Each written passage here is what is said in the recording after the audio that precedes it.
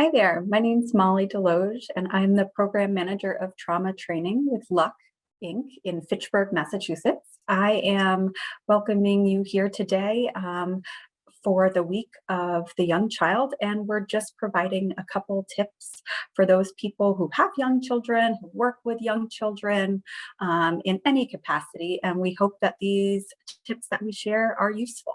LUCK is a National Child Traumatic Stress Network Category 3 funded site, and we work in collaboration to provide trauma services and lots of other different services as well. Today, we're going to be talking a little bit about coping skills and what to do to support a young child who has big feelings. So just as adults do have big emotions, young children do too. They just haven't yet built the skills to communicate them all the time, particularly kids with trauma who've had scary situations happen to them, and when issues of abuse have occurred or different types of trauma, they may feel out of control. Today, I wanted to show you what is often considered and referred to as a coping skill wheel. This could be something you put on your refrigerator, maybe you have it on your wall at the house, maybe you use it in the morning or in the evening, whenever it could be helpful. Maybe you use it in your classroom if you're a teacher or an educator. I'm going to share my screen so that we can all look at it together.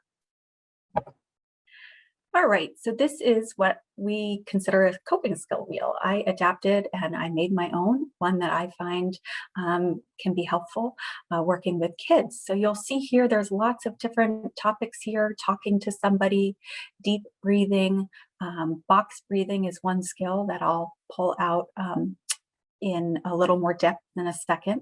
But as we rotate our wheel here, we can see that as we come around, we have using your senses. Often if we help kids kind of slow down to listen to what they hear, smell something, maybe it's some yummy flowers or something that smells good, kids' sensories, their emotions can come down and things feel a little less intense. Of course, sometimes distraction is just what a little toddler needs.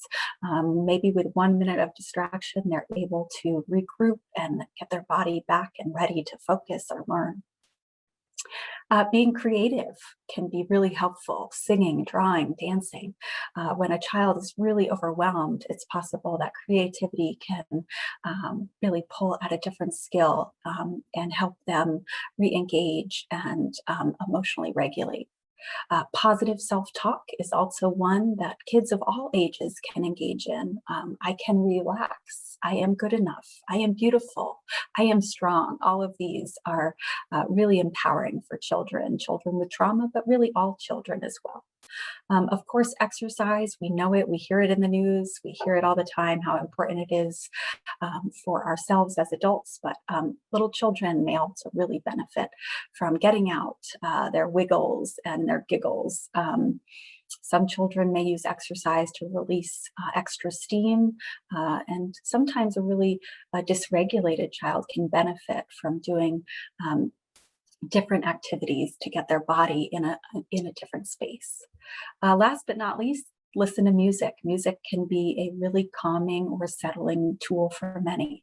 Now, of course, these are just ones that I came up with or that I've pulled from different resources, and you may find something that works better for your family. So I encourage you, if you're working with a young child or think this would be supportive for you and your kiddos, please, by all means, make your own. I'm also going to share with you here this box breathing. This is one example. We often hear about breathing as a way to settle down our body. The reason it's actually really effective is it's actually calming our nervous system. So when we go into that fight, flight, or freeze mode, our body is really in that reaction mode and that stress response. One way to really calm down the body, and this can be for adults too, not just toddlers or young kids, but is to breathe, to consciously really slow down. I've seen really young kids do this, and if we teach this at a young age, it's a skill that can be passed on throughout the lifetime.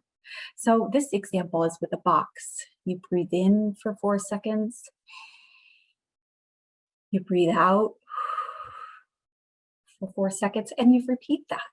You do that with the child and you model that yourself so that if a child sees you as the adult calming yourself, inherently a child often also calms down. We call that co-regulation, regulating together as a pair.